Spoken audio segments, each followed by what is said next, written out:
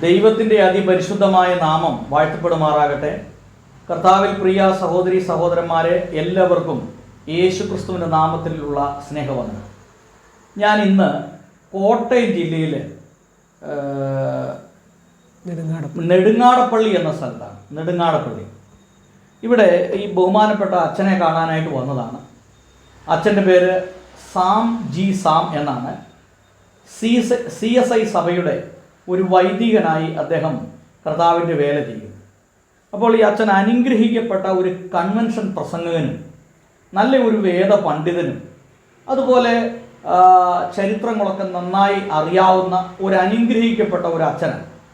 അപ്പോൾ ഈ നാളുകളിൽ ഒരുപാട് സ്ഥലങ്ങളിൽ പോയി സുവിശേഷം പ്രസംഗിക്കുവാനും അതോടൊപ്പം യൂത്തിൻ്റെ ഇടയിൽ ശക്തമായ പ്രവർത്തനങ്ങൾ, സുവിശേഷ പ്രവർത്തനങ്ങൾ കാഴ്ചവെക്കാൻ കഴിഞ്ഞിട്ടുള്ള ഒരു അനുഗ്രഹിക്കപ്പെട്ട അച്ഛനാണ്.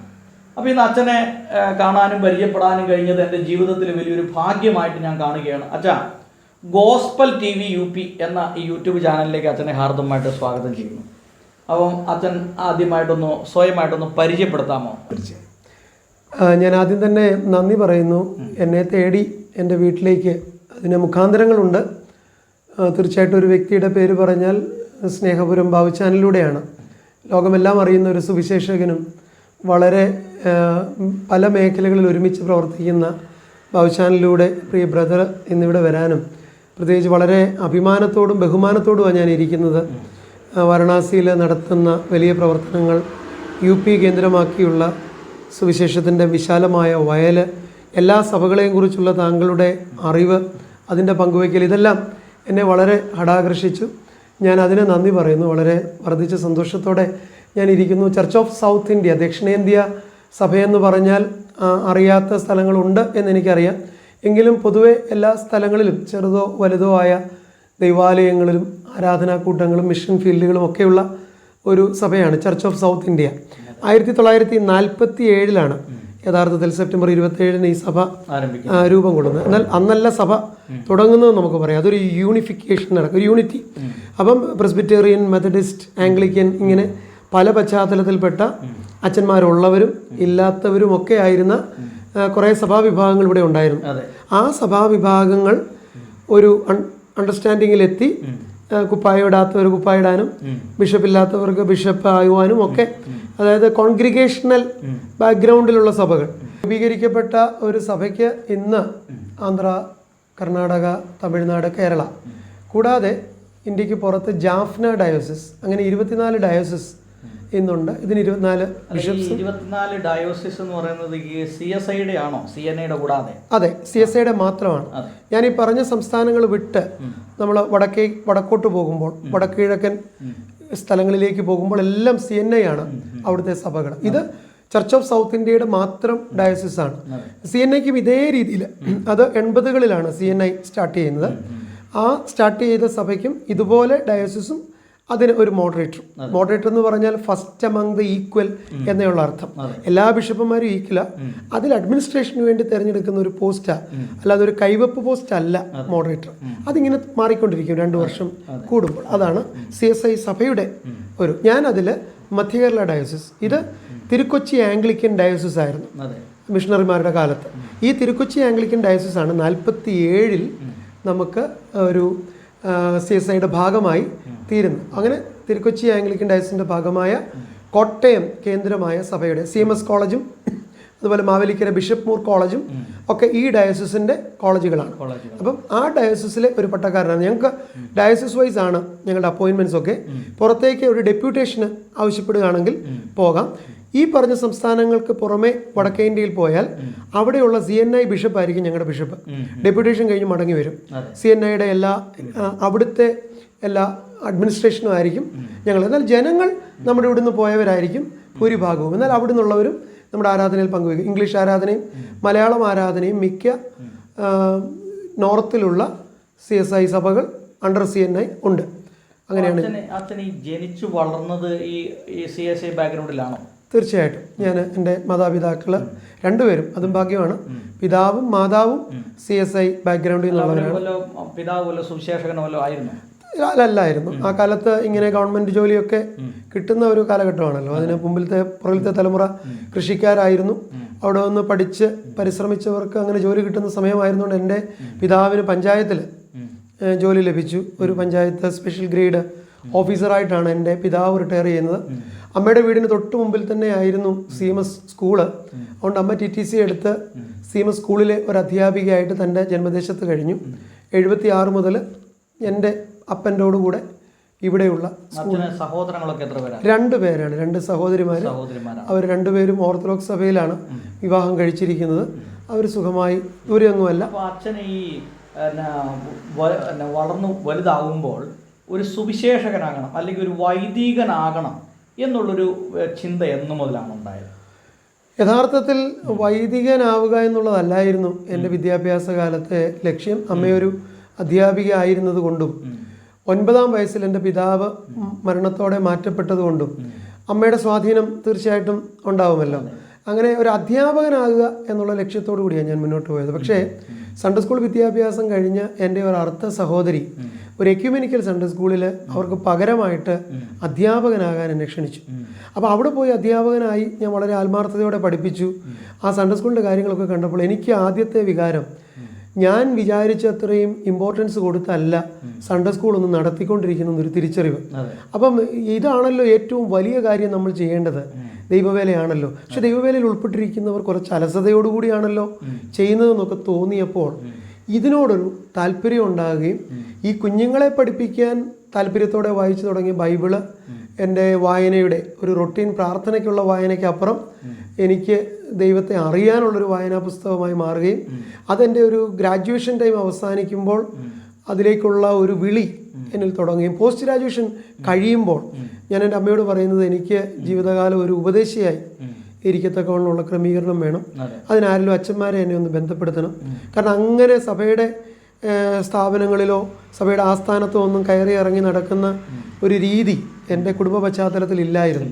അപ്പം അങ്ങനെ ഞാൻ ഒരു അധ്യാപകനാകാൻ ആഗ്രഹിച്ച് ഒരു സൺഡേ സ്കൂൾ അധ്യാപകനായതിലൂടെ ആത്മീയ മേഖലയെ ഇഷ്ടപ്പെട്ട്, എന്നാൽ ഇങ്ങനെ ഇതിൽ ആപ്ലിക്കേഷൻ കൊടുക്കുമ്പോൾ അവിടെയും എനിക്ക് വേണ്ടി മാത്രം ചില കാര്യങ്ങളൊക്കെ രൂപപ്പെട്ടു.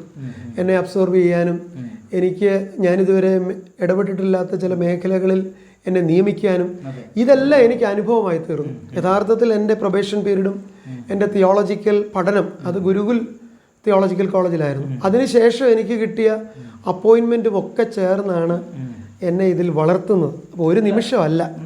അതായത് അച്ഛൻ ഒരു പോസ്റ്റ് ഗ്രാജുവേഷനൊക്കെ എടുത്ത ഒരാളാണ്. അതെ. അപ്പം അങ്ങനെ ഒരാൾ ഒരു ഉപദേശിയാകുക എന്ന് പറഞ്ഞു കഴിഞ്ഞാൽ സാധാരണ അങ്ങനെ ആളുകളാകാറില്ല.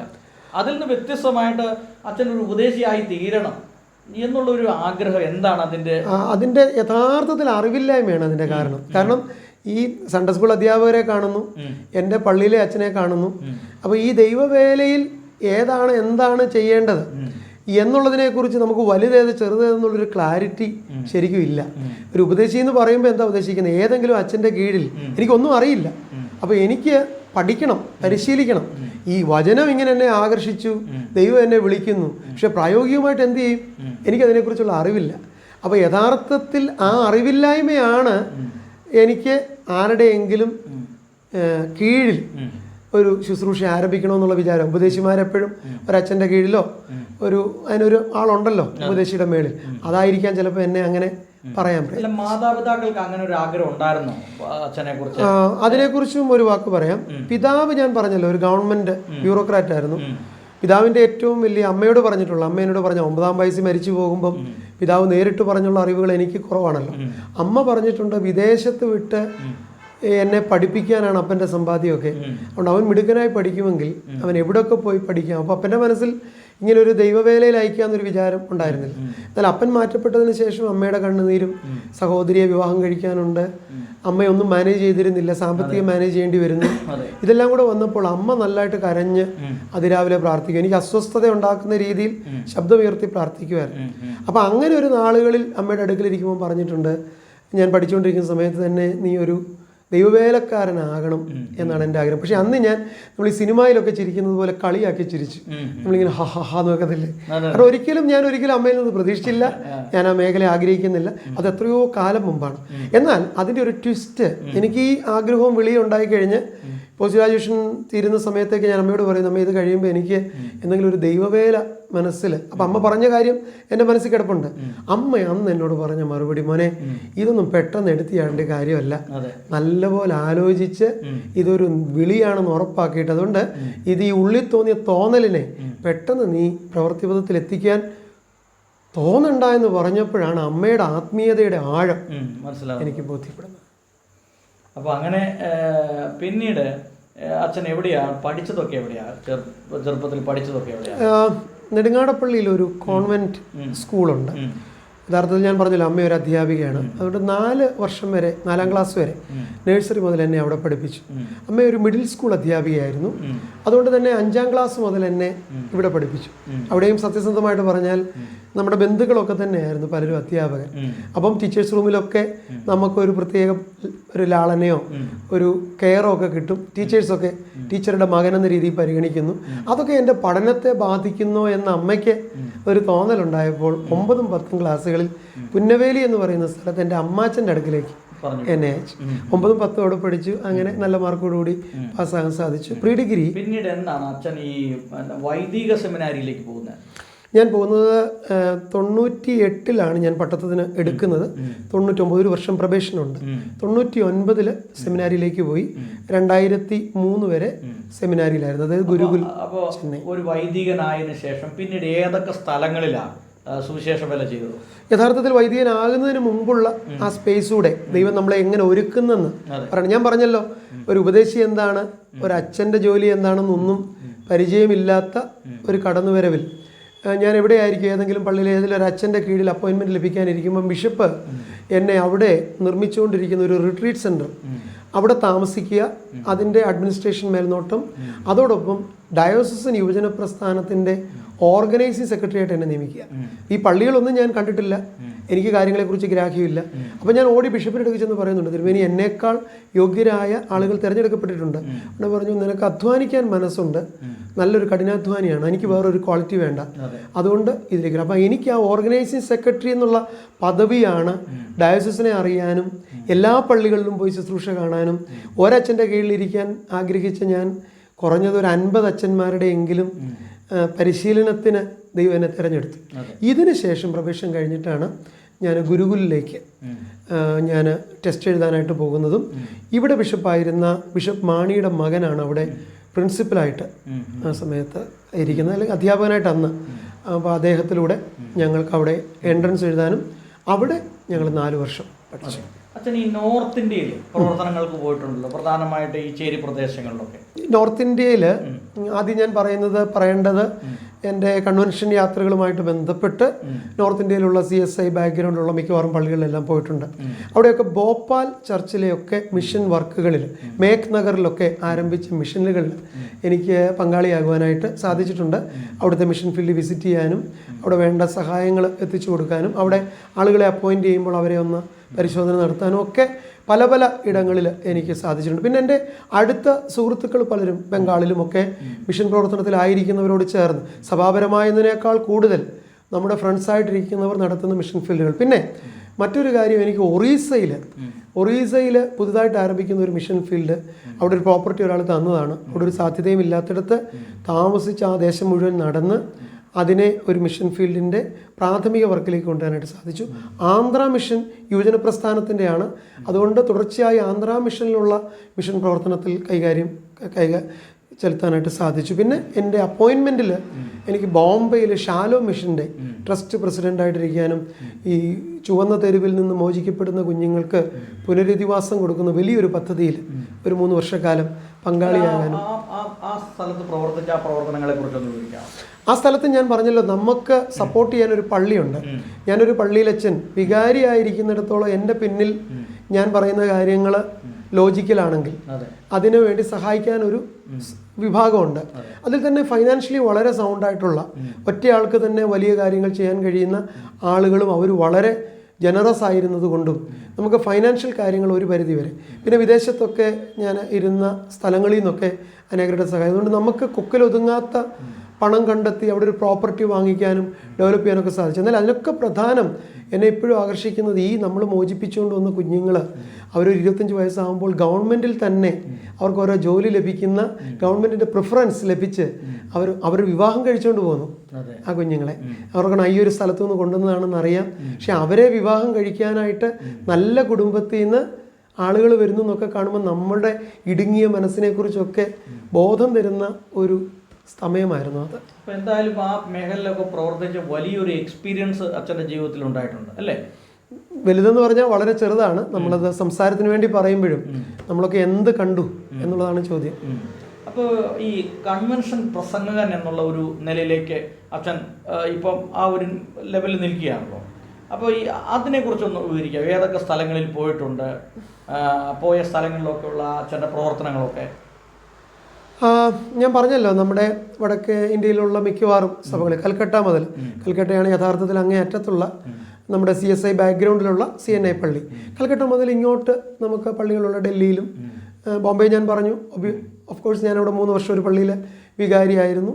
ഇങ്ങനെ നമ്മുടെ മിക്കവാറും എല്ലാ കേരളത്തിന് വെളിയിലുള്ള സഭകളിലും യാത്ര ചെയ്യാനിടയായി. പിന്നെ ഞങ്ങൾ ആരംഭിച്ച ഒരു വലിയ മുന്നേറ്റമായിരുന്നു GCC കൺട്രീസിലെ കോൺഫറൻസ്, യൂത്ത് കോൺഫറൻസ്. അതിൻ്റെ 3 വർഷങ്ങളിൽ മെയിൻ സ്പീക്കറായിട്ട് പങ്കെടുക്കാൻ സാധിച്ചു. അതോടൊപ്പം തന്നെ ഷാർജ, ദുബായ്, അതുപോലെ അബുദാബി ഇടവകളുടെ കൺവെൻഷനുകൾക്കും ഒക്കെയുള്ള യാത്രകൾ ചെയ്തിട്ടുണ്ട്. കുവൈറ്റ് ഇടവകയിൽ ഞാൻ 3 വർഷം വികാരിയായിരുന്നപ്പോൾ എനിക്ക് വലിയൊരു അവസരം ലഭിച്ചു. അവിടെയുള്ള 17 എപ്പിസ്കോപ്പൽ ചർച്ചുകളുടെ പ്രസിഡൻ്റായിട്ടിരിക്കാൻ സാധിച്ചതുകൊണ്ട് യഥാർത്ഥത്തിൽ കുവൈറ്റിലുള്ള എല്ലാ സഭകളുടെയും ആരാധനാ പൈതൃകവും ആ ഒരു വലിയ ഫ്രണ്ട്ഷിപ്പും എനിക്ക് വലിയൊരു മുതൽക്കൂട്ടായിട്ടുണ്ട്. അവിടെയും അതുകൊണ്ട് വ്യത്യസ്തമായ സഭകളിൽ കൺവെൻഷൻ പ്രസംഗിക്കും. മരുഭൂമിയിലെ കൺവെൻഷൻ എന്നൊക്കെ രീതിയിൽ മർത്തോമ സഭയുടെ വലിയ കൺവെൻഷനൊക്കെ അവിടെയുണ്ട്. അപ്പോൾ അങ്ങനെയൊക്കെ ലഭിച്ചു. എനിക്ക് കൺവെൻഷൻ എന്ന് പറഞ്ഞാൽ എൻ്റെ പ്രസംഗം ബിബ്ലിക്കലാണ്. എനിക്ക് പറയുന്ന കഥ കേൾക്കാൻ, കഥ ഈ കൺവെൻഷൻ ഉണ്ടല്ലോ, നമ്മൾ പ്രസംഗിക്കുന്ന ഒരാൾക്ക് സ്വാഭാവികമായിട്ട് ലഭിക്കുന്നതല്ലാതെ എഴുതി തയ്യാറാക്കിക്കൊണ്ട് പോകുന്ന കഥയോ ഉപമകളോ ഒന്നും എൻ്റെ കയ്യിലില്ല. അവിടെ ചെന്ന് ആ ജനത്തെ കാണുമ്പോഴും അവിടുത്തെ ക്രമീകരണം കാണുമ്പോഴും എനിക്കൊരു വചനം തരും. ഞാൻ ആ ബൈബിള് തുറന്നിട്ട് അതെടുക്കുക ചെയ്യുക. ഒരിക്കലും ഒരു സ്ഥലത്തേക്ക് ഒരു മെസ്സേജുമായിട്ട് യാത്ര ചെയ്യുന്ന പതിവില്ല. നല്ല വായന, പ്രാർത്ഥന, ഒരുക്കം ഉണ്ട്. പക്ഷേ ആ ഒരുക്കം ഒരു കാര്യം പ്രസൻറ്റ് ചെയ്യാനല്ല, പ്രസൻറ്റേഷൻ ദൈവമാണ് തരുന്നത്. എന്നാൽ ഞാൻ അതിനുവേണ്ടി സമയം കൊടുക്കണം. എനിക്കത് സംഭവിച്ചിട്ടുണ്ട്. എന്നാൽ ഇങ്ങനെയാണല്ലോ ഞാൻ പ്രസംഗിക്കുന്നത്, ഒരു സ്ഥലത്ത് നിന്ന് അങ്ങനെ പ്രസംഗിക്കാം എന്ന് വിചാരിച്ചു പോകുമ്പോൾ പുറകിലുള്ള എൻ്റെ പ്രാർത്ഥനയും ഒരുക്കവും ഇതിന് തത്തുല്യമായിട്ട് ഞാൻ നിർവഹിച്ചിട്ടില്ലെങ്കിൽ ഞാൻ പരാജയപ്പെട്ടു പോയിട്ടുമുണ്ട്. അതെന്നെ ദൈവവിശ്വാസത്തിൽ കൂടുതൽ ഉറപ്പിക്കുന്നു. അപ്പോൾ ഈ യുവജന പ്രസ്ഥാനവുമായിട്ട് ബന്ധപ്പെട്ട് പ്രവർത്തിച്ചപ്പോഴേ ഈ യുവജനങ്ങളുമായിട്ട് ബന്ധപ്പെട്ട് ഏറ്റവും കൂടുതൽ അച്ഛൻ മനസ്സിലാക്കിയ ഒരു പാഠം, അല്ലെങ്കിൽ എന്താണ് ആ യുവജനങ്ങൾക്ക് അച്ഛൻ കൊടുത്തിട്ടുള്ളൊരു സന്ദേശം, അല്ലെങ്കിൽ ഇന്നത്തെ തലമുറ അല്ലെങ്കിൽ യുവജനങ്ങൾ എങ്ങനെയാണ് അച്ഛൻ്റെ ഒരു കാഴ്ചപ്പാടിൽ അവരുടെ ഒരു നിലവാരം, ഒരു പോക്കൊക്കെ എങ്ങനെയാണ്? എൻ്റെ ഒരു കാഴ്ചപ്പാട്, മൂല്യബോധത്തെക്കുറിച്ച് അവർക്കൊരു കാഴ്ചപ്പാടുണ്ട്. നമ്മൾ ഈ വചനം അവർക്ക് നൽകുമ്പം വളരെ കണ്ടംപററി ആയിട്ടുള്ള, അതായത് ഇന്ന് ഞാൻ പ്രസംഗിക്കുമ്പം ഈ എന്താ പറയുക, ആർട്ടിഫിഷ്യൽ ഇൻ്റലിജൻസ് അതിൻ്റെ ധാരയിൽ, അല്ലെ ഇലോൺ മസ്ക്, അല്ലെങ്കിൽ ഇപ്പോൾ നമ്മൾ നടത്തിയ ഇലക്ഷൻ്റെ ധാരയിലൊക്കെ നിന്നുകൊണ്ട് നമ്മുടെ വചനപരമായിട്ടുള്ള ചില ഇൻസ്ട്രക്ഷൻസിനെയൊക്കെ എടുത്തു വെക്കുമ്പോൾ ഇത് അവരും പരിശോധനയ്ക്ക് വിധേയമാക്കുന്നുണ്ട്. അവിടെ അവർക്കൊരു വലിയ സംഘർഷം ഉണ്ടാവും. കാരണം അവർ തുടരുന്ന ചില രീതികൾ ഞാൻ പറയുന്നതുമായിട്ട് ചേർന്ന് വരുന്നില്ലായിരിക്കും. അവിടെ യുവജനങ്ങൾ മാത്രം ചെയ്യുന്ന കാര്യം, അവരിങ്ങനെ തിരക്ക് കൂട്ടി വന്ന് ഒരു പെർഫോമൻസ് ചെയ്യാറില്ല. നമ്മുടെ ഫോൺ നമ്പർ കളക്ട് ചെയ്യുക, അല്ലെങ്കിൽ നമ്മൾ എപ്പോഴാണ് ഫ്രീ ആയിട്ടിരിക്കുന്നതെന്ന് ചോദിക്കുക. പലപ്പോഴും അവർ ആവശ്യപ്പെടുന്ന സമയം ലേറ്റ് നൈറ്റാണ്.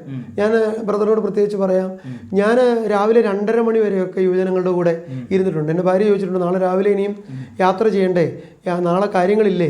ഞാൻ പറഞ്ഞു, ഇപ്പോഴേ ഇവർ തന്ന ടൈമാണ് നമ്മുടെ ഗോൾഡൻ, അല്ല നമ്മൾ കൊടുക്കുന്ന ടൈമല്ല. ഇവർ നമുക്ക് തന്ന ടൈം ഏത് ഓഫ് ടൈം ആണെങ്കിലും യുവജനങ്ങളാണോ അവരെ അന്നേരം അഡ്രസ്സ് ചെയ്തിരിക്കണം. അവിടെ ഒറ്റ കാര്യമുള്ളൂ, അവരുടെ ലോകത്ത് നിന്ന് സംസാരിച്ചാൽ അവർ നമ്മളെ കേൾക്കും. അവർക്ക് യേശുവിനെ വലിയ ഇഷ്ടമാണ്, വചനം അവർക്ക് താല്പര്യമുണ്ട്. പക്ഷേ അവരെ അവരുടെ ലോകത്ത് നിന്ന് സംവദിപ്പിക്കുക എന്നുള്ളതാണ് എൻ്റെ ഒറ്റ വാക്ക്. അപ്പോൾ ഈ അച്ഛനെ സംബന്ധിച്ചിടത്തോളം യുവജനങ്ങളുടെ ഇടയിൽ വളരെ ശക്തമായിട്ട് പ്രവർത്തിക്കുന്ന ഒരു അച്ഛനാണ്. അപ്പോൾ ഇന്ന് നമ്മുടെ കേരളത്തിൻ്റെ ഈ ഒരു അവസ്ഥയെ നോക്കിയാൽ മദ്യം, മയക്കുമരുന്ന്, MDMA ഇതുപോലെയുള്ള ഒരു വലിയ ഒരു ശക്തി നമ്മുടെ യുവജനങ്ങളെയൊക്കെ പിടിമുറുക്കിക്കൊണ്ടിരിക്കുകയാണ്.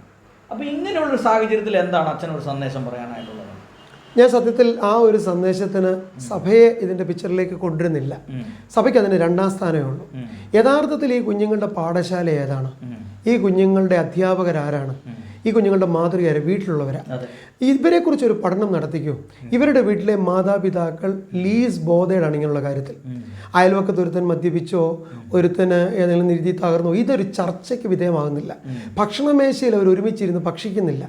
വൈകാരികമായിട്ട് ഇത്തരം സാമൂഹിക തകർച്ചകളെക്കുറിച്ച് സംസാരിക്കുന്നില്ല. കുഞ്ഞുങ്ങൾ ചെറുതായിരിക്കുമ്പം തന്നെ ഇത്തരം ഒരു മേഖലയിൽ പെട്ടുപോകാതിരുന്നതിന് സ്തോത്രമെന്ന് പറയുന്നില്ല. യഥാർത്ഥത്തിൽ മാതാപിതാക്കൾ ബോധേഡായിരിക്കുന്ന കാര്യങ്ങൾ കുഞ്ഞുങ്ങൾ ബോധേഡാവും. അപ്പം അങ്ങനെ വരുമ്പോൾ ചില കൂട്ടുകെട്ടുകൾ വളരുന്നു. കൂട്ടുകെട്ടുകൾ ആരംഭിക്കുമ്പോൾ നമുക്കറിയാം, നിന്റെ കൂട്ടുകാരൻ്റെ വീട്ടിലേക്ക് ഞാനൂടെ വരുന്നെന്ന് ഒരു കുട്ടിയോട് പറ. എന്നിട്ട് അവൻ്റെ കൂടെ, ഇവൻ മദ്യപിക്കുന്നവനാകട്ടെ, അവൻ്റെ വീട്ടിൽ ചെന്ന് അവൻ്റെ പേരൻസിലുള്ളപ്പോൾ ഈ പേരൻസ് സംസാരിക്കുക. അങ്ങനൊരു ചിത്രം ഉണ്ടാക്കിയാൽ ഞാൻ പറയും, നീ മാതാപിതാക്കൾ അറിയാത്ത ഒരു പ്രവൃത്തിയിലേക്ക് ഇവർ പോകത്തില്ല. എടാ, നിൻ്റെ അപ്പനും എൻ്റെ അപ്പനും തമ്മിൽ കാണുന്ന നമ്മൾ അവരുടെ ഒരു അണ്ടർസ്റ്റാൻഡിങ് ഉണ്ട്, അവരുടെ ഒരു താത്വിക തലമുണ്ട്. നമ്മളതിനെ തകർക്കാൻ പാടില്ല. ഇതൊരു സംഭാഷണമാകാൻ നമ്മുടെ കുഞ്ഞുങ്ങൾക്ക് സ്പേസ് കൊടുക്കുന്നില്ല. ഇത് അച്ഛനെ കൊണ്ടേൽപ്പിക്കുന്നു, കൗൺസിലറെ കൊണ്ടേൽപ്പിക്കുന്നു. അതുകൊണ്ട് നമ്മൾ ഇന്ന് മനസ്സിലാക്കുക, നമ്മുടെ വീട്ടിൻ്റെ സാധാരണ സംഭാഷണ ഇടങ്ങളിൽ തെറ്റുകൾ എന്താണെന്ന് പറയുകയും അതിനെ നമ്മൾ തള്ളിക്കളയുന്നെന്ന് കൊച്ചു കുഞ്ഞുങ്ങൾക്ക് വരെ ബോധം കൊടുക്കുകയും അതിനെതിരെ ഒരു പ്രാർത്ഥന നടത്തുകയും ഒക്കെ ചെയ്താൽ, ആ കുഞ്ഞുങ്ങളെ കൊണ്ട് ഇത് പ്രാർത്ഥിപ്പിച്ചാൽ, ഞാൻ ഉറപ്പ് തരുന്നു, ഈ പ്രശ്നങ്ങളും പ്രതിസന്ധികളും മദ്യപാന്മാരും ചുറ്റും കാണും. ചെറിയ പേഴ്സൻ്റെ അപകടത്തിൽപ്പെടുന്നുണ്ട് അവരറിയാതെ. എന്നാൽ ബാക്കി സിംഹഭാഗത്തിനെ നമുക്ക് രക്ഷിച്ചെടുക്കാൻ കഴിയും. ഇത് എൻ്റെ എക്സ്പീരിയൻസ് ആണ്. അതെ. അപ്പോൾ അച്ഛന് ഒരുപാട് അനുഭവങ്ങളുണ്ട് ഈ വിഷയവുമായി ബന്ധപ്പെട്ട്. അച്ഛൻ ഇപ്പോൾ എത്ര വർഷമായി സുവിശേഷ വേല ചെയ്യുന്നു? യഥാർത്ഥത്തിൽ പട്ടത്വകാലം 21 വർഷമാണ്. പ്രൊബേഷനായിട്ടിരുന്ന സമയമുണ്ട്. ഞാൻ പറഞ്ഞല്ലോ, ഞാൻ വിദ്യാഭ്യാസം പൂർത്തിയാക്കുന്നിടം വരെ എൻ്റെ ഒരു ക്രിസ്ത്യാനി എന്നുള്ള രീതിയിൽ സഭാപരമായ റിക്വയർമെൻറ്റ്സ് ഒക്കെ പൂർത്തീകരിച്ചെങ്കിലും ഞാനൊരു വേല ചെയ്യുന്നത് സൺഡേ സ്കൂൾ അധ്യാപകൻ മാത്രമാണ്. അതിൽ നിന്ന് ആരംഭിച്ച് ഈ പ്രൊബേഷൻ പീരീഡ് മുതൽ ഉള്ള 22 വർഷങ്ങളാണ് ഞാൻ എന്തെങ്കിലും വാക്കുകൊണ്ടോ ക്രിയ കൊണ്ടോ എനിക്ക് ദൈവവചനത്തോട് അനുരൂപമായി ഒന്ന് പ്രതികരിക്കാനെങ്കിലും കഴിഞ്ഞിട്ട്. ഈ 22 വർഷം കൊണ്ട് അച്ഛൻ്റെ ജീവിതത്തിൽ ദൈവം ഏറ്റവും ശക്തമായിട്ട് ഇടപെട്ടു എന്ന് പറയാൻ പറ്റിയ മറക്കാനാവാത്ത സംഭവങ്ങൾ 1-2 പറയാമോ? ധാരാളമുണ്ട്. ഞാനത് പോയിന്റ് ചെയ്ത് പറയാം. ഒന്നാമത്, എനിക്ക് ആദ്യം കിട്ടിയ അപ്പോയിൻമെൻറ്റ് ചർച്ച് എന്ന് പറയുന്നത് വളരെ ആളുകൾ മെമ്പേഴ്സായിട്ടുള്ള പരിഹരിക്കാതെ കിടക്കുന്ന 7 വർഷത്തെ പ്രോബ്ലംസ് ഒക്കെയുള്ള പള്ളിയായിരുന്നു. അത് പരിഹരിക്കാൻ യഥാർത്ഥത്തിൽ എൻ്റെ കയ്യിൽ ഒരു പട്ടക്കാരന് ലഭിക്കുന്ന പരിശീലനം കൊണ്ടുള്ള ഒരു സൊല്യൂഷനും ഇല്ല. എൻ്റെ ആദ്യ സഭയായിരുന്നുകൊണ്ട് പ്രാർത്ഥന അത്ര ശുദ്ധമായിരുന്നു.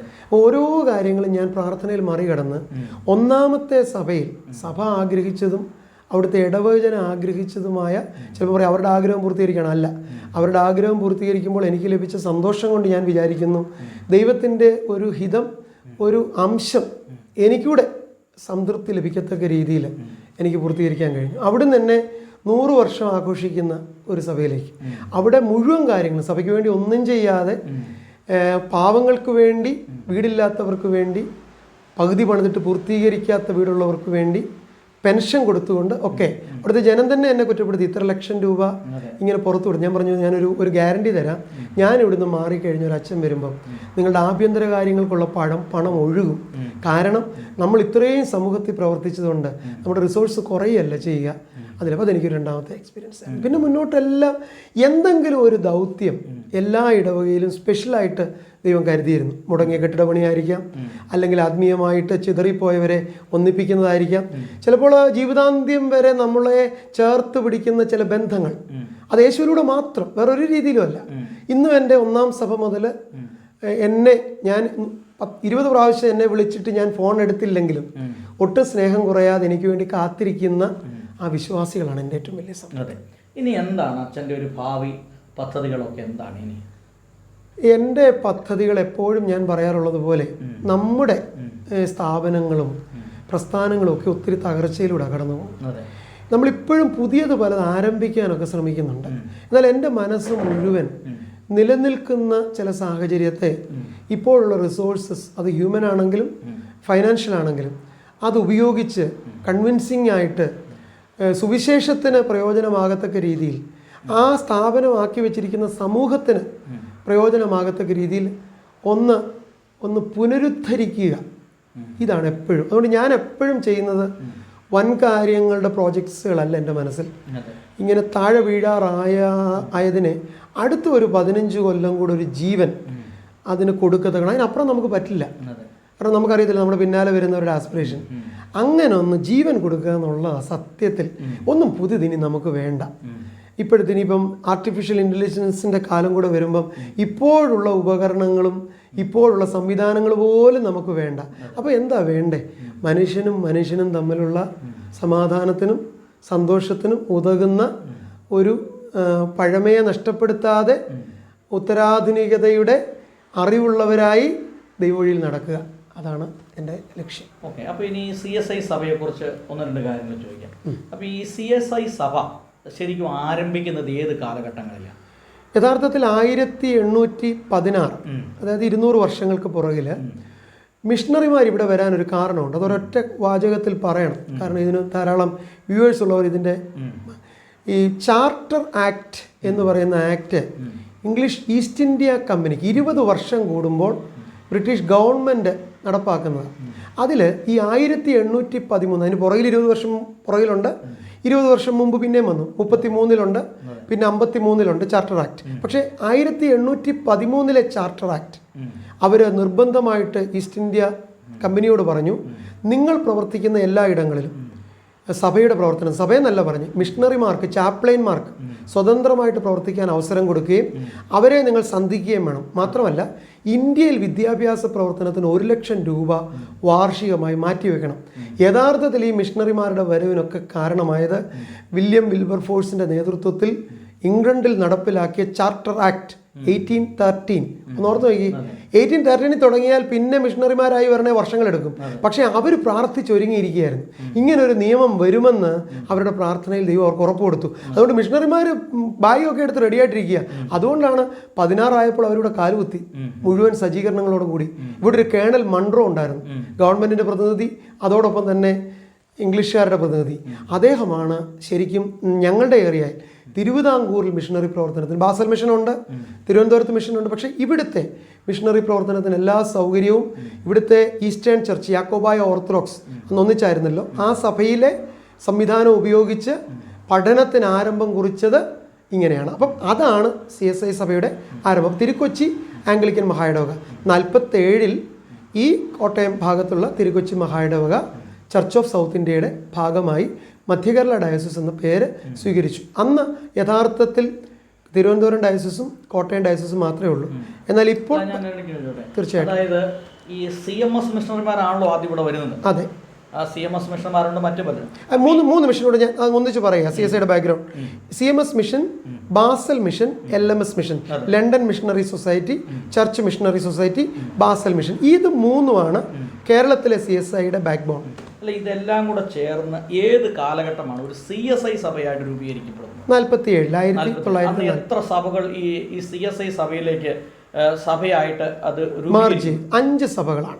5 സഭകൾ: പ്രെസ്ബിറ്റേറിയൻ, മെത്തഡിസ്റ്റ്, കോൺഗ്രിഗേഷണൽ, ആംഗ്ലിക്കൻ, ഒരു സഭയുണ്ട് നമ്മൾ ഈ ഇപ്പം നിലവിലില്ലാത്ത സഭകൾ, ലൂത്തറൻ. 5 സഭകൾ ചേർന്നാണ് നമ്മുടെ ഈ ഒരു യൂണിറ്റിയിലേക്ക്, കൂട്ടായ്മയിലേക്ക് വരുന്നത്. അല്ല, അങ്ങനെ അതൊരു യൂണിറ്റി ഉണ്ടാകണമെന്ന് ചിന്തിക്കാനുള്ള കാരണം എന്താ?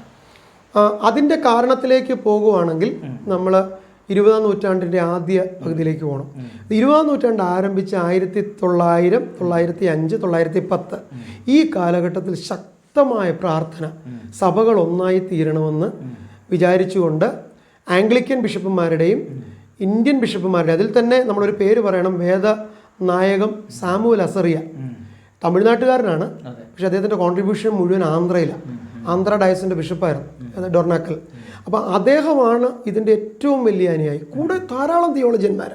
ഇവർ 10-ലും 19-ലും ഒക്കെ പ്രാർത്ഥിച്ച് ഒരു സഭയ്ക്ക് വേണ്ടിയുള്ള ആത്മീയ അന്തരീക്ഷം ഉണ്ടാക്കി. എന്നാൽ ഒറ്റ വാക്ക് ഞാൻ പറഞ്ഞാൽ 47 പ്രത്യേകത നമുക്കറിയാമല്ലോ.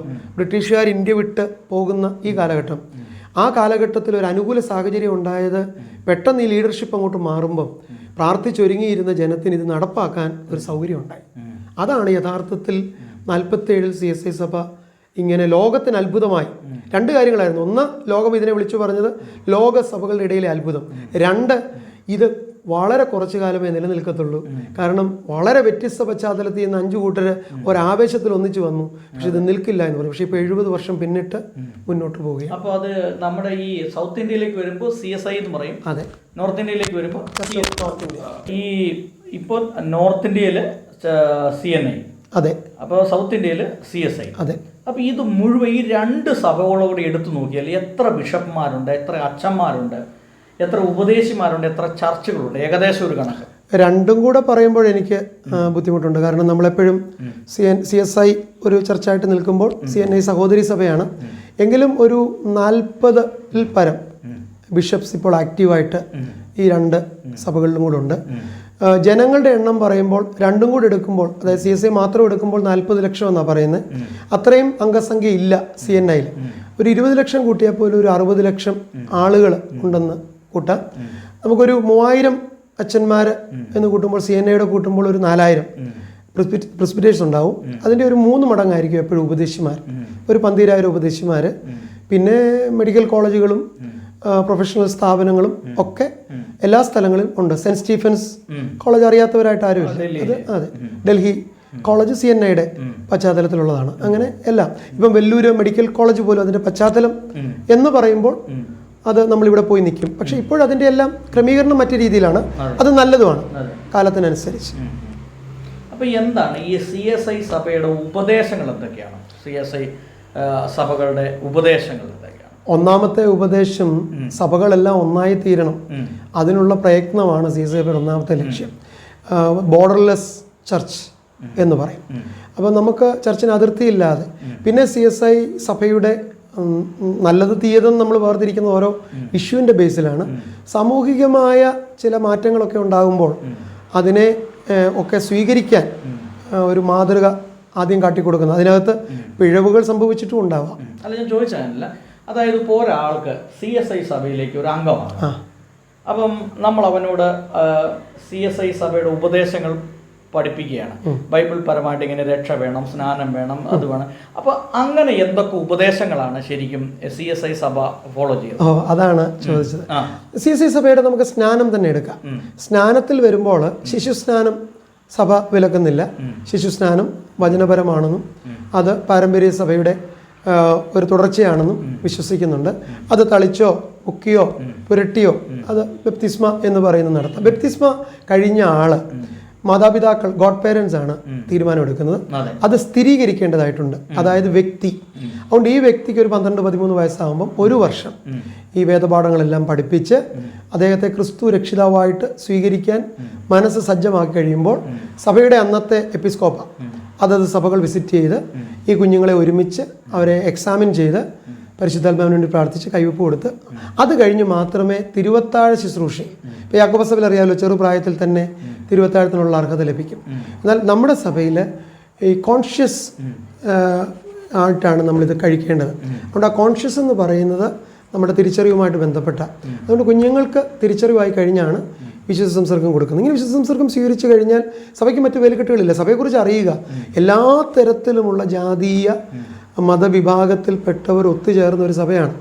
ഏത് താഴ്ന്ന ഗ്രേഡിൽ നിന്ന് ക്രിസ്തുവിനെ സ്വീകരിച്ചവരും ഏത് ഉന്നത കുലജാതരും ഒരേ സഭയുടെ അംഗമായിരിക്കുന്ന ഇങ്ങനൊരു സഭ ലോകത്തിലുണ്ടോ എന്ന് എനിക്ക് സംശയമുണ്ട്. അതിൻ്റെതായ കുഴപ്പങ്ങളും അതിൻ്റെതായ വലിപ്പങ്ങളും ഒക്കെ സഭയ്ക്കുണ്ട്. അതുകൊണ്ട് തന്നെ വലിയ നൂലാമാലകളില്ല. CSI സഭയെ കുറിച്ച് പറയുമ്പോൾ എല്ലാ ജനങ്ങളെയും അംഗീകരിക്കാൻ മനസ്സുള്ള ഒരു സഭയാണ്. അതിൽ ജാതി വ്യത്യാസവും മതവ്യത്യാസങ്ങളും, പിന്നെ ജാതി ചിന്തകൾ എന്നൊക്കെ പറയുമ്പോൾ ഓരോരുത്തരുടെ രക്തത്തിൽ അലിഞ്ഞേർന്നേക്കുന്നതാണ്. അത് പെട്ടെന്നൊന്നും തുടച്ചു മാറ്റാൻ പറ്റത്തില്ല.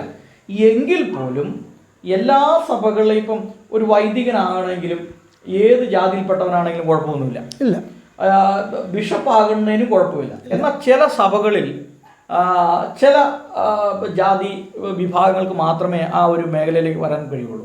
എന്നാൽ CSI സഭയെ സംബന്ധിച്ച് പറയുമ്പോൾ CSI സഭയ്ക്ക് അങ്ങനെ ഒരു വിലക്കില്ല. അപ്പോൾ അതുകൊണ്ട് തന്നെ ഏത് വ്യക്തികൾക്കും കടന്നു വരാൻ പറ്റുന്ന ഒരു നല്ല മേഖലയാണ് ഈ CSI സഭകൾ എന്ന് പറയുന്നത്. അപ്പോൾ നമ്മുടെ ഈ കേരളത്തിൽ ഏതൊക്കെ മേഖലകളിലാണ് കൂടുതലായിട്ട് CSI സഭ ഉള്ളത്? ഏതൊക്കെ സ്ഥലങ്ങളിൽ നിന്നാണ്? ഏതൊക്കെ ഡയോസിസിലാണ് കൂടുതൽ? ഏറ്റവും കേരളത്തിൽ ഏറ്റവും കൂടുതൽ മെമ്പർഷിപ്പും ശക്തമായ ഡയോസിസ് എന്ന് പറയുന്നത് തിരുവനന്തപുരം ഡയോസിസ് തന്നെയാണ്. തിരുവനന്തപുരം കേന്ദ്രമാക്കി തിരുവനന്തപുരം ടൗണിൻ്റെയൊക്കെ നല്ല പങ്ക് അവരുടെ കൈകാര്യത്തിൽ വരുന്നതാണ്. ഏറ്റവും കൂടുതൽ അച്ഛന്മാരുള്ളതും പള്ളികളുള്ളതും. എന്നാൽ അത് കഴിഞ്ഞ് ഞാൻ പറഞ്ഞില്ല, അന്നുണ്ടായിരുന്ന സഭ മധ്യകേരളയാണ്. പിന്നീട് പറയുമ്പോൾ മധ്യകേരളയുടെ ഒരു പ്രത്യേകത, ഈ ആദ്യത്തെ ഇതിൻ്റെ രൂപീകരണത്തിനുള്ള കാര്യങ്ങളെ മേൽനോട്ടം കൊടുത്ത ഡെപ്യൂട്ടി മോഡറേറ്റർ നമ്മുടെ സഭയിൽ നിന്ന് CK ജേക്കബ് തിരുമേനിയാണ്. അപ്പോൾ അങ്ങനെ ഒരു പൗരാണിക ബാക്കിംഗ് ഉണ്ട്. അന്ന് തുടങ്ങിയ സ്ഥാപനങ്ങളൊക്കെ ശക്തമായ സ്ഥാപനങ്ങളാണ്. അപ്പോൾ രണ്ടാമത് ഒരു സ്ഥാപനങ്ങളുടെ വലിപ്പം കൊണ്ടും അല്ലെങ്കിൽ അച്ഛന്മാരുടെ എണ്ണം കൊണ്ടും ഒക്കെ മധ്യകേരളയാണ്. പിന്നീട് കൊച്ചി, മേലുകാവ്, മലബാർ, ഏറ്റവും അവസാനം ഉണ്ടായ കൊട്ടാരക്കര ഒരു ചെറിയ ഡയോസിസാണ്, എങ്കിലും അത് വളരെ വേഗം വളർന്നുകൊണ്ടിരിക്കുന്നു. അപ്പോൾ ഇതാണ് ഇതിൻ്റെ ഒരു ചിത്രം. അപ്പോൾ നമ്മൾ ഇപ്പോൾ ഈ CSI സഭയിലെ ഇപ്പോൾ ഒരാഴ്ചത്തെ ഒരു പ്രോഗ്രാം ചർച്ചിൽ എന്തൊക്കെ പ്രോഗ്രാമുകളാണ്, വീട്ടുപ്രാർത്ഥന, ഭവന സന്ദർശനം, എന്തൊക്കെയാണ് ഒരാഴ്ചത്തെ ഒരു പ്രോഗ്രാമായിട്ട് ചെയ്യുന്നത്? ഞങ്ങൾ അച്ഛന്മാരെ സംബന്ധിച്ച് ഭവന സന്ദർശനം റെഗുലറായിട്ട് നടക്കണം. ഇതിൻ്റെ ലിങ്ക്, ഇതിൻ്റെ നമ്മൾ പോയ ഭവനങ്ങളുടെ ഒരു രജിസ്റ്റർ ഉണ്ട്. ഇത് എല്ലാ മാസമുള്ള ക്ലർജി മീറ്റിങ്ങിൽ സബ്മിറ്റ് ചെയ്യണം. 2, ധനപരമായ കാര്യങ്ങൾ, ഇതും കൃത്യമായിട്ട് ചെയ്യാനുള്ള സംവിധാനങ്ങളുണ്ട്. സഭയിലെ പ്രാർത്ഥന എന്ന് പറയുമ്പം സ്ത്രീകൾക്ക്, യുവജനങ്ങൾക്ക്, അതുപോലെ ലേറ്റിക്ക്, ഇങ്ങനെയുള്ള പ്രാർത്ഥന, ഇതെല്ലാ സംഘടനയുടെയും പ്രാർത്ഥന റെഗുലറായിട്ട് നടക്കുന്ന സഭയുണ്ട്. എന്നാൽ once in a while, monthly ഒരിക്കൽ നടക്കുന്നുണ്ട്. എന്നാൽ നിർബന്ധമായിട്ടും സ്ത്രീകളുടെയും സൺഡേ സ്കൂളും പള്ളി ആരാധനയും വീട്ടുപ്രാർത്ഥനയും വളരെ എല്ലാ സഭകളിലും റെഗുലറായിട്ട് നടക്കുന്നത്. അത് എല്ലാ ദിവസവും വീട്ടുപ്രാർത്ഥനയുള്ള സഭകൾ കാണാം, വീക്കെൻഡിലുള്ളത് കാണാം, ഇടദിവസങ്ങൾ തിരഞ്ഞെടുത്ത്. ഇപ്പോൾ എനിക്കാണെങ്കിൽ വ്യാഴാഴ്ച പള്ളി പ്രാർത്ഥനയുണ്ട്, ബുധനാഴ്ചയുണ്ട്, ഞായറാഴ്ചകളിലാണ് വീട്ടുപ്രാർത്ഥന. എല്ലാവരും ജോലിക്കാർ, പണിക്കൊക്കെ പോകുന്ന ആളുകളാണ്. ഞായറാഴ്ചയാണ് 4 മണി മുതൽ വീട്ടുപ്രാർത്ഥനകൾ പല സ്ഥലങ്ങളിലായി ക്രമീകരിക്കുക. വെള്ളിയാഴ്ച സ്ത്രീകൾക്ക് പകൽ 10 മണിക്ക് പ്രാർത്ഥനയുണ്ട്. അങ്ങനെ ഞായറാഴ്ച ആരാധന, അത് മാറ്റിൻസും കുർബാനയായിട്ട് മാറി മാറി അത് നടക്കുന്നു. ഇതാണ് ഒരു റെഗുലർ രീതികൾ. ഭാരത സുവിശേഷീകരണത്തിന് വേണ്ടിയിട്ട് CSI സഭ കൊടുത്തിട്ടുള്ള ഒരു സംഭാവനകൾ എന്താണ്? അതായത് എന്തൊക്കെ കാര്യങ്ങളാണ് ഭാരത സുവിശേഷീകരണത്തിന് വേണ്ടി ചെയ്തിട്ടുള്ളത്? യഥാർത്ഥത്തിൽ CSI സഭയെന്ന് പറയുമ്പോൾ ഇതിൻ്റെ ഒരു സുവിശേഷീകരണത്തിനൊരു ഗുണം ഡയോസിസ് ബേസ്ഡ് ആണ്. യാക്കോബ സഭയെ പോലെ ഇതിൻ്റെ പ്രവർത്തനങ്ങളൊക്കെ ഏകോപിപ്പിക്കുന്നത്. അതുകൊണ്ടിപ്പം ഞാനിപ്പോൾ ആന്ധ്രയിൽ ഒരു സ്ഥലത്ത് മധ്യകേരളയുടെ അച്ഛനായിട്ട് പോയി ഒരു സുവിശേഷ വേല ചെയ്യുമ്പം തൊട്ടപ്പുറത്ത് ഒരു ഗ്രാമത്തിൽ സൗത്ത് കേരള ഡയോസിസിൻ്റെ ഒരു മിഷണറി അച്ഛനും കാണാം. ഞങ്ങളൊരു സഭയുടെ ഭാഗമാണ്. എന്നാൽ ഞങ്ങളെ അയച്ചിരിക്കുന്നത് 2 അഡ്മിനിസ്ട്രേഷൻ്റെ കീഴിലാണ്. എന്നാൽ അവിടെ വരുമ്പോൾ എല്ലാ കാര്യങ്ങൾക്കും ഞങ്ങൾക്ക് പൂർണ്ണ സഹകരണത്തിൽ ഏർപ്പെടാം. എന്നാൽ സാമ്പത്തികം ഒന്നൊന്നിനെ ബാധിക്കുന്നില്ല. അപ്പോൾ അങ്ങോട്ട് പണം കൊടുക്കുന്നത് അത് ഡയസിലെ ആൾക്കാരാണ്. അപ്പോൾ അതൊരു വലിയ ഗുണമായിട്ട് ഞാൻ കാണാറുണ്ട്. പിന്നെ ഇന്ത്യയിലെ മിക്കവാറും എല്ലാ സ്ഥലങ്ങളിലും, ദേവഭൂമിയിൽ ഉൾപ്പെടെ എല്ലാ സ്ഥലങ്ങളിലും ഇന്ന് മിഷൻ വർക്ക് നടക്കുന്നുണ്ട്. അത് സ്കൂളുകളായിട്ട്, ഹോസ്പിറ്റൽസായിട്ട്, അങ്ങനെ വളരെ വലിയ സ്കൂളുകൾ CSI മൈസൂരിലും ആന്ധ്രയിലും ഒക്കെ നടത്തുന്നുണ്ട്. ഇതൊക്കെ വർഷങ്ങൾ കൊണ്ട് രൂപപ്പെട്ടതാണ്. എന്നാൽ അതിനേക്കാളും ആതുര ശുശ്രൂഷ, ക്ലിനിക്കുകൾ, ലാബറട്ടറീസ്, ഇതൊക്കെ നമുക്ക് സ്ഥാപിക്കാനായിട്ട് സാധിച്ചിട്ടുണ്ട്. ഏറ്റവും പ്രത്യേകമായിട്ട് സ്ഥലങ്ങൾക്ക് തന്നെ ഇപ്പം CSI റോഡെന്ന് നമുക്ക് വാറങ്കിൽ ചെന്നാൽ റോഡിന് പേരെഴുതി വെച്ചിട്ടുണ്ട്, CSI റോഡ്. അതിൻ്റെ അർത്ഥം CSI മിഷൻ ആയിരുന്നു ആ റോഡിൽ. ഇന്ന് വമ്പൻ കെട്ടിടങ്ങളും വലിയ സ്ഥാപനങ്ങളുമാണ്. ഒരു കാര്യം മാത്രമേ നമുക്ക് ഓർക്കുമ്പോൾ പ്രയാസമായിട്ടുള്ളൂ, ഈ കാലത്തിൻ്റെ വളർച്ചയ്ക്കനുസരിച്ച് മിഷൻ പ്രവർത്തനത്തെ നവീകരിച്ച് ഈ യേശു എന്ന അതിൻ്റെ അച്ചുതണ്ടിൻ്റെ പ്രസരിപ്പ് കുറയ്ക്കാതെ ഇത് കൊണ്ടുപോകാൻ കഴിഞ്ഞോ എന്നെനിക്ക് ഒരു സംശയമാണ്. അപ്പോൾ എന്തായാലും ഞാൻ ഈ അച്ഛനുമായിട്ട് ഇത്ര നേരം സംസാരിച്ചപ്പോൾ കുറച്ച് കാര്യങ്ങൾ മനസ്സിലായി. CSI സഭ എന്താണ്, സഭയുടെ പ്രവർത്തനങ്ങൾ എന്താണ് എന്നുള്ളത്. അപ്പോൾ എനിക്കതിൽ വളരെ താല്പര്യം തോന്നിയ ഒരു കാര്യം എന്ന് പറഞ്ഞാൽ CSI സഭയ്ക്ക് ജീവകാരുണ്യ പ്രവർത്തനങ്ങളുണ്ട്. അതായത് ഒരു പ്രദേശത്ത് ചെന്ന് കഴിഞ്ഞാൽ അവിടെ ആവശ്യം ചിലപ്പോൾ ഒരു സ്കൂളായിരിക്കും, അല്ലെങ്കിൽ ഒരു ഹോസ്പിറ്റലായിരിക്കും, അല്ലെങ്കിൽ മറ്റെന്തെങ്കിലും ഒരു അംഗൻവാടി ആയിരിക്കും.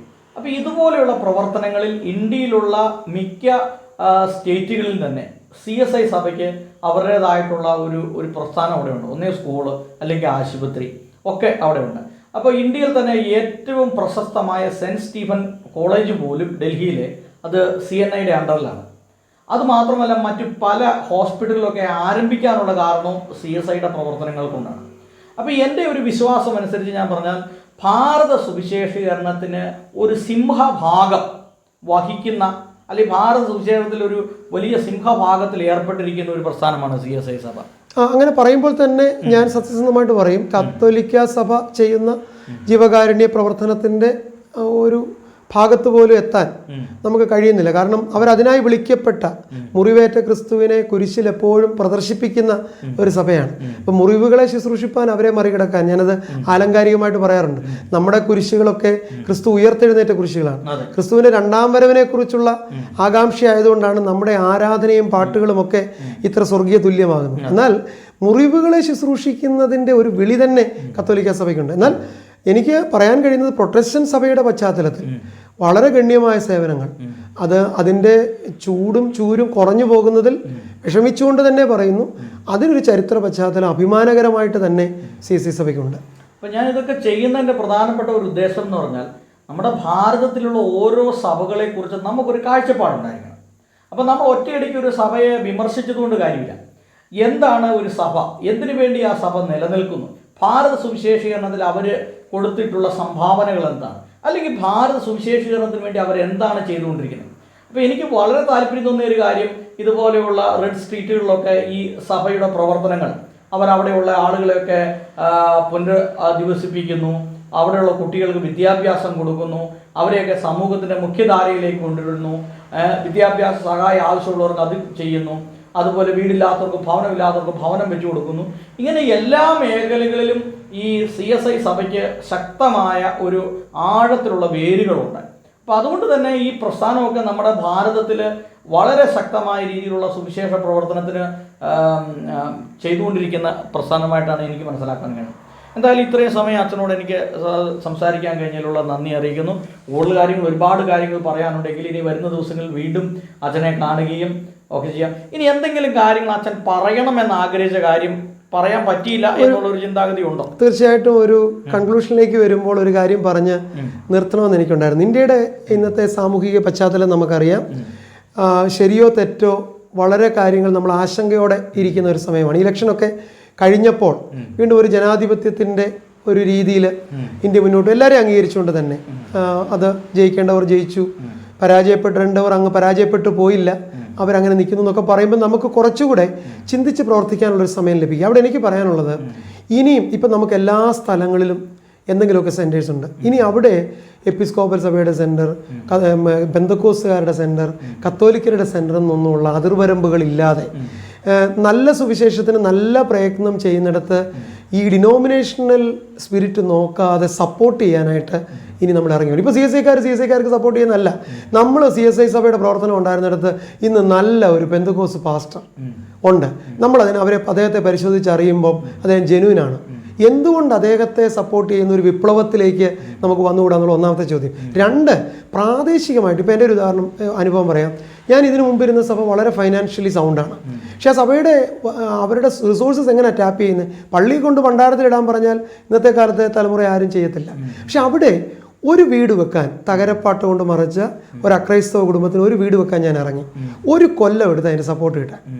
ഒരു കൊല്ലം കഴിഞ്ഞ് കിട്ടിയ സപ്പോർട്ടിൽ ആ വീട് പണിയുമ്പോൾ പുറകെ 5 വീടുകൂടെ, ഈ 6 വീടുകളും ക്രൈസ്തവർക്ക് ഭവനങ്ങളില്ലാത്ത സ്ഥലമാണ്. അക്രൈസ്തവരായ ആളുകൾക്ക് പണിതു കൊടുത്തപ്പോൾ ആ നാട് നൽകിയ ആദരവ്, ആ നാട് സഭയ്ക്ക് സഹായകരമായി നിന്നത്, അതിൻ്റെ ജനങ്ങൾ വിദേശത്തുള്ളവർക്ക് വരെ ലഭിച്ച അഭിമാനം, അവരിത്തരം പ്രവർത്തനങ്ങൾക്ക് ഇതാവശ്യമാണ് എന്ന് തിരിച്ചറിയുന്ന ഒരു തലത്തിലേക്ക്. അപ്പം ഞാനിനി പറയുന്നത്, നമ്മുടെ ലോക്കൽ നമ്മളെ പ്രവർത്തിക്കാൻ ഏൽപ്പിച്ചിരിക്കുന്ന ഇടത്ത് മതത്തിൻ്റെ ബാനറോ ജാതിയുടെ ബാനറോ ഒന്നും നോക്കാതെ അർഹരായവന് അർഹതപ്പെട്ടത് എത്തിച്ചു കൊടുക്കാൻ ഞാൻ മുതിർന്നാൽ, മിഷണറിമാർ വരുമ്പോൾ നമ്മൾ മിഷണറിമാർക്ക് ആരാ? ഇന്ന് മിഷണറിമാരുടെ പേരൊക്കെ പറയും, നമ്മൾ വെറും പുറത്ത് നിൽക്കുന്നവരാ. നമുക്ക് വേണ്ടിയല്ലേ മിഷണറിമാർ വന്നേ? അപ്പം നമ്മൾ ആർക്കു വേണ്ടിയാണ് നിൽക്കേണ്ടേ? അതൊന്ന് പുനഃപരിശോധന ചെയ്ത് നടക്കാൻ സാധിക്കുമെന്ന് ഞാൻ എൻ്റെ ജീവിതത്തിൽ നിന്ന് വളരെ ശക്തമായിട്ട് പറയും. നടക്കും 100%. പക്ഷേ വിശാലത ഉണ്ടാവണം. ദൈവം അതിന് സഹായിക്കട്ടെ.